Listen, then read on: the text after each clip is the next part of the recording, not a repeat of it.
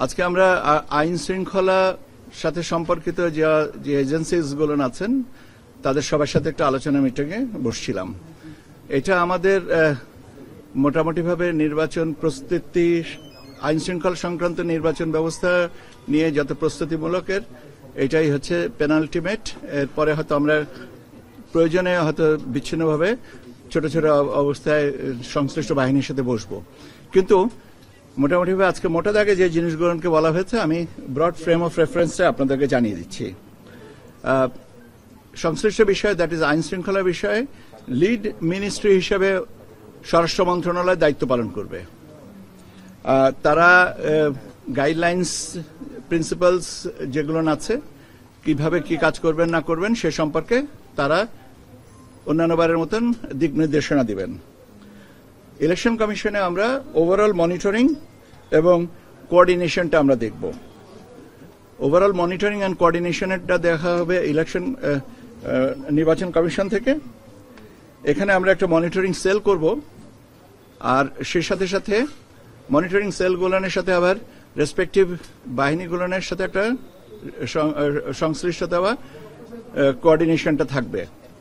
এখন সেলের সাইজ কত হবে, কতজনের প্রতিনিধি হবে, এটা সম্পর্কে কোনো সুনির্দিষ্টভাবে এখনো বলা হয়নি। প্রতিনিধিদের সংশ্লিষ্ট জায়গা থেকে যারা যে নাম্বারটা আসবে আমরা সেইভাবে এটা কোঅর্ডিনেট করে নেব। এর সাথে আমাদের আর একটা থাকবে সাইবার সিকিউরিটি সেল, যেখানে সোশ্যাল মিডিয়া প্ল্যাটফর্মগুলোকে মনিটর করা হবে, যে অপতথ্য সংস্কৃতি থেকে আমরা যেন মুক্ত থাকতে পারি। এখানে আপনারা জানেন যে ইউএনডিপি এর সাথে একটা ওদের প্ল্যাটফর্ম আছে, সেটা আমরা ব্যবহার করব। পাশাপাশি আমাদের নিজস্ব সক্ষমতা যেটা আছে, তথ্য মন্ত্রণালয়, সিআইডি এবং অন্যান্য যে এজেন্সিজের যে ফ্যাক্ট চেকের ব্যাপারে যে সমস্ত সক্ষমতা আছে সেগুলো নিয়েও আমরা কোঅর্ডিনেট করব। কমিউনিকেশন স্ট্র্যাটেজি হবে দুটো, top down and bottom up. That is শুধুমাত্র ফ্লো অফ ইনফরমেশন উপর থেকে নিচে যাবে এবং সেই অনুযায়ী কাজ হবে তা না, সেটার পাশাপাশি নিচে থেকে উপরে আসবে। নিচ বলতে আমি যে একদম গ্রাউন্ড লেভেল পর্যন্ত বোঝাচ্ছি, যে সেইখান থেকে আমাদের উপরে আসবে এবং প্রয়োজনীয় সমন্বয়টা সেইভাবে সাধন করা হবে। আমাদের ডেপ্লয়মেন্ট প্ল্যানে মূলত আপনার তিনটা ভাগে ডেপ্লয়মেন্ট প্ল্যানটাকে করা হচ্ছে। একটা হচ্ছে স্ট্যাটিক, সেটা হচ্ছে যে কেন্দ্রভিত্তিক, কেন্দ্রে কিছু নিরাপত্তা কর্মী থাকবেন, ওখানে স্ট্যাটিক থাকবেন। এর সাথে আমাদের চেকপোস্ট, বিভিন্ন জায়গায় চেকপোস্টের মাধ্যমে স্ট্যাটিক চেকপোস্ট হতে পারে, মোবাইল চেকপোস্ট হতে পারে। মোবাইল চেকপোস্ট হলে হয়তো একটা জায়গায় করা হলো, সেখান থেকে আবার 2 কিলোমিটার দূরে যে আবার করলেন, সেটাও আবার স্ট্যাটিক ইন নেচার। আপনার মোবাইল কম্পোনেন্ট থাকবে, আপনার মোটামুটিভাবে তারা ঘুরে ঘুরে দেখবে। এখন একটা মোবাইল কম্পোনেন্ট যে কয়টা আপনার সেন্টার বা কয়টা কেন্দ্রকে বিবেচনায় রাখবেন, এটা এখনো পর্যন্ত সংশ্লিষ্ট বাহিনী থেকে বলা হবে যে তারা 3টা না 4টা নাকি 5টা নাকি 10টা, সেটা নির্ভর করবে জিওগ্রাফিক্যাল লোকেশন, অ্যাক্সেস রোড ইত্যাদি ইত্যাদির উপরে। সেটা নিয়ে সংশ্লিষ্ট বাহিনীগুলো তাদের ব্যবস্থাটা নেবেন। আর একটা থাকতে হবে সেন্ট্রাল রিজার্ভ। তাহলে তিনটা আমাদের ডেপ্লয়মেন্ট প্ল্যানে হচ্ছে তিনটা কম্পোনেন্ট, স্ট্যাটিক, একটা হচ্ছে যে মোবাইল কম্পোনেন্ট, আর একটা হচ্ছে সেন্ট্রাল রিজার্ভ। এটা আগে থেকেই করা হবে, এইটা ওনাদের ব্যবস্থাটাকে বলবেন। এখনো পর্যন্ত আমাদের গাইডলাইন্সটা দিয়ে দেওয়া হয়েছে, এখন রেসপেক্টিভ বাহিনী থেকে এটা বলবেন। আর এর সাথে আমরা প্রচলিত অর্থে যেটা স্ট্রাইকিং ফোর্স বলি, সেটাও আপনার এই তিনটা ভাগে ভাগ করা হচ্ছে, যাদের মোটামুটিভাবে সক্ষমতাটা হচ্ছে যে মোবিলিটি টু মুভ, মানে possibility to move, that is মোবিলিটিটা একটা দেখার ব্যাপার আছে। ডেটারেন্সটা যেন ঠিক মতন হয়, আর এফেক্টিভ, সময় উপযোগী, যেটা যখনকার তখন, সকালেরটা যেন বিকালে না হয়, এরকম একটা। আর এর সাথে সাথে আমাদের এনটিএমসি আমাদের যে একটা পূজার সময় একটা অ্যাপ ডেভেলপ করেছিল, সেই অ্যাপটাও আমরা ব্যবহার করব। আমরা বলি সাইবার সিকিউরিটির বিষয়টা আমরা। আর মূলত এই হচ্ছে আমাদের স্ট্র্যাটেজিক প্ল্যানটা। এর সাথে আরো কতগুলো জিনিস আসছে প্রাসঙ্গিক ক্রমে। সেটা হচ্ছে যে আমাদের সবসময় একটা কন্টিনজেন্সি প্ল্যান রাখার দরকার, যে এটা যদি প্ল্যান এ যদি হলো একই সাথে 2-3টা জায়গায় যদি হয় তাহলে কন্টিনজেন্সি প্ল্যানটা, সমস্যা যদি 2-3টা জায়গায় হয় তাহলে একটা জায়গায় ডিপ্লয়মেন্ট হয়ে গেলে সেকেন্ড বা থার্ড জায়গাটাতে থাকবে না।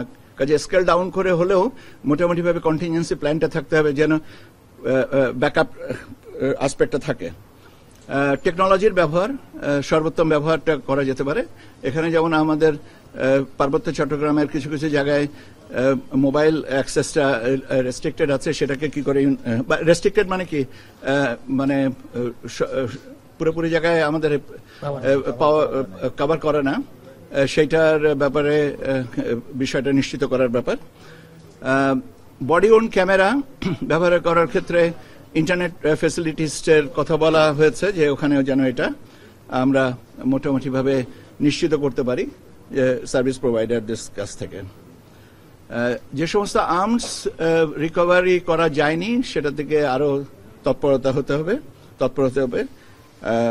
লস্ট আর্মস এবং ইলিগাল আর্মস এই দুটোর ব্যাপারে যেগুলো গোয়েন্দা তৎপরতা বাড়াতে হবে এবং যেন এটা ঠিক মতন হয়।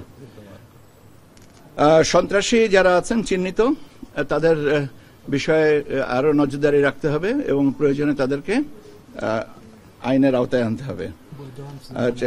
জি, আর বৈধ আর্মসের ব্যবহারগুলো সময় অনুযায়ী এটা নিশ্চিত নির্ধারণ করা হবে। আমাদের মাঠ পর্যায়ে যে electoral inquiry committee, judicial magistrate, executive magistrates এরা থাকবেন। আপনারা জানেন এর পাশাপাশি সেনাবাহিনীর মানে আপনার ম্যাজিস্ট্রিয়াল পাওয়ার 28শে ফেব্রুয়ারি পর্যন্ত, আগামী বছরের 28শে ফেব্রুয়ারি 2026 পর্যন্ত বর্ধিত করা হয়েছে, তারা সেটা এনজয় করবেন। পোস্টাল ভোটের ব্যাপারে যেটা আছে সেখানে মূলত 4টা জিনিসের উপরে খুব বেশি নজর দেওয়া হচ্ছে। সেটা হচ্ছে যে আমাদের যে বিদেশ থেকে যে পোস্টাল ভোটগুলো আসছে, আউট অফ কান্ট্রি ভোটিং, সেটা হচ্ছে এয়ারপোর্ট এবং তেজগাঁ যে সেন্টার, সর্টিং সেন্টার যেটা আছে, মেল ডেলিভারি এবং মেল সর্টিং সেন্টার, এখানে ডাবল নিরাপত্তা বা দ্বৈত নিরাপত্তার আচরণে সমন্বয় করে রাখতে হবে। ট্রান্সপোর্টেশনটা যেটা আছে সেটা হচ্ছে যে এই সমস্ত সর্টিং করার পরে রেসপেক্টিভ রিটার্নিং অফিসারের কাছে পাঠানোর ব্যাপারে রাস্তার নিরাপত্তা এবং এটা সম্পূর্ণভাবে নজরদারিতে রাখা। রিটার্নিং অফিসারের কেন্দ্রের কাছে যখন পৌঁছাবে, তার কাস্টডিতে যখন থাকবে, সেখানে নিরাপত্তাটা নিশ্চিত করা এবং কাউন্টিং এর সময় যেন প্রয়োজনীয় নিরাপত্তাটা দেখা হয়। এবং এই 4টা জিনিসের ব্যাপারে গুরুত্ব আরোপ করা হয়েছে এবং রেসপেক্টিভ যাদের দায়িত্ব সেটা তারা সেইভাবে দেখবেন, ওই ডেভেলপমেন্ট প্ল্যানের সাথে সম্পর্কিত করে। একটা জিনিসের প্রতি গুরুত্ব দেওয়া হচ্ছে যে লোকাল পলিটিক্যাল লিডার্সদের কাছ থেকে যেন আমাদের আইন শৃঙ্খলা বাহিনীর কোনো সদস্য হসপিটালিটি গ্রহণ না করেন, যে আপনারা এসছেন, আপনাদের থাকা খাওয়ার ব্যবস্থা আমি করছি, আপনাদের সবকিছু ব্যবস্থা করব, আপনারা নিশ্চিন্তে থাকেন। এই ব্যাপারটা থেকে আমরা বলেছি বিরত থাকতে হবে। যানবাহনের স্বল্পতার বিষয়টা বলা হয়েছে। সবাই বলেছেন যে যানবাহনের স্বল্পতার বিষয়টা আছে এবং সব বাহিনীর একটা, কেন সারা দেশে একই দিনে ভোট হবে, গণভোট এবং জাতীয় সংসদের নির্বাচনের ভোট, কাজেই মুভমেন্ট বাড়বে। সেই ক্ষেত্রে আপনার স্থানীয় পর্যায়ে যানবাহনের স্বল্পতার বিষয়টা আছে। ওটার ব্যাপারে দুভাবে আমরা চিন্তা করা যেতে পারে। একটা হচ্ছে যে সমস্ত সরকারি দপ্তর আছে তাদের যানবাহন আমরা ব্যবহার করতে পারি থ্রু রিকুইজিশন, আর আরেকটা হচ্ছে এবারে স্থানীয়ভাবে যদি ভাড়ায় সংগ্রহ করা যায়, তো সেইগুলো নিয়ে আরো রেসপেক্টিভ এজেন্সিগুলো আরো তো আপনার চিন্তা ভাবনা করে তারা একটা প্র্যাগম্যাটিক সলিউশনটা দিবে। আমরা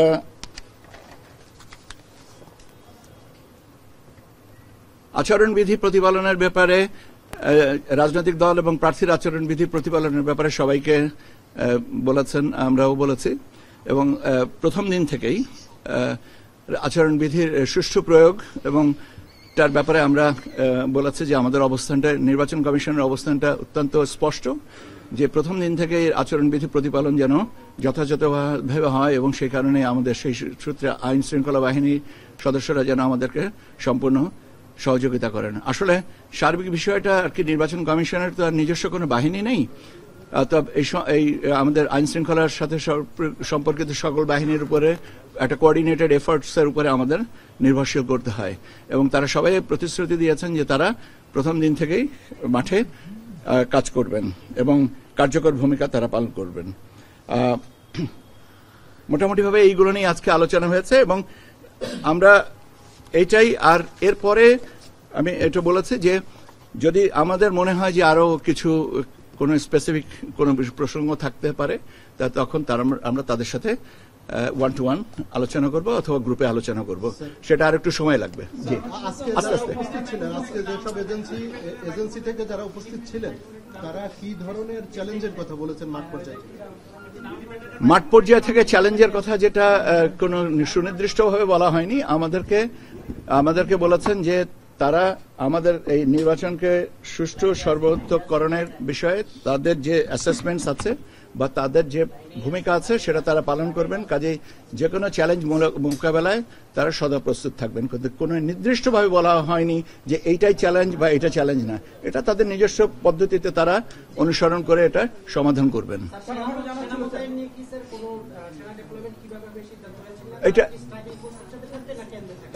এটাই তো বললাম যে তারা আজকে যে এই যে ব্রড ফ্রেমটাকে বলে দেওয়া হয়েছে, আউটলাইনটা যেটা করে দেওয়া হয়েছে সেই অনুযায়ী তারা ওনাদের ডেভেলপমেন্ট প্ল্যানটা করবেন।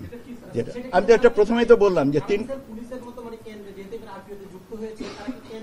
এটা ব্যাপার হচ্ছে যে আমরা বলেছি যে সার্বিক সমন্বয়ের দায়িত্বটা স্বরাষ্ট্র মন্ত্রণালয়ের, আচ্ছা, এবং আমাদের রিটার্নিং অফিসারের, তাদের সাথে সমন্বয় করে কেন্দ্রে থাকতে হবে কি স্ট্যাটিক হিসেবে, নাকি আপনার কোন এক জায়গায় রিজার্ভ ফোর্স হিসেবে থাকবেন, নাকি স্ট্রাইকিং ফোর্স হিসেবে থাকবেন, এটা ওনারা গ্রাজুয়ালি তৈরি করে নেবেন।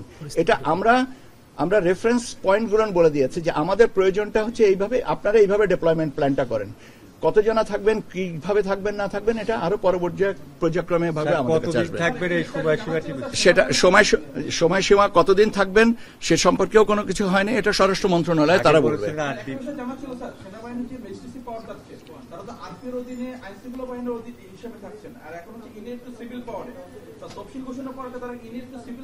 এটা কন্টিনিউ করবে, তাদের ম্যাজিস্ট্রিয়াল পাওয়ার 28 ফেব্রুয়ারি 2026 পর্যন্ত ইনএইড টু সিভিল পাওয়ার যেটা দেওয়া হয়েছে সেটা কন্টিনিউ করবে।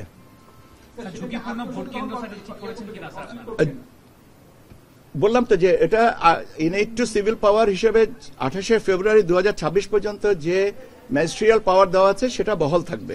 ঝুঁকিপূর্ণ ভোট কেন্দ্র আপনার স্কেচ আউট করেছেন না, এখনো পর্যন্ত ঝুঁকিপূর্ণ ভোট কেন্দ্র আমার কাছে এই তথ্যটা নাই। এটা রেসপেক্টিভ এজেন্সি গুলো তাদের মতন অনুযায়ী করে আমাদের হয়তো পরবর্তীতে আরো জানালে আমি আপনাদেরকে জানিয়ে দেবো। জি, ইসির পক্ষ থেকে ডেভেলপমেন্ট প্ল্যানটা বলে দেওয়া হয়েছে যে আপনারা এইভাবে আপনাদের বাহিনীগুলোকে সাজাবেন। সকলের প্রতি নির্দেশনা কি ছিল স্যার? আপনাদের একটা স্পষ্ট বার্তাটা কি ছিল?